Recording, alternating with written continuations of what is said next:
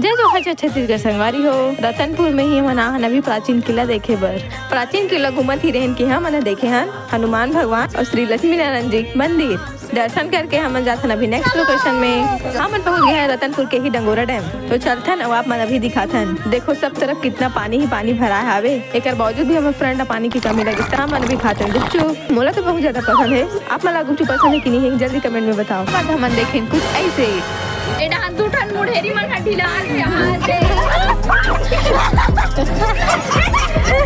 मैं आप मतलब सामान दिखाते हूँ कि तो देखो लेते हम अभी पहुँच गए हैं बाबा भैरवनाथ के मंदिर। यहाँ हम दर्शन बहुत अच्छा से करे हैं। अभी हम जाथन घर।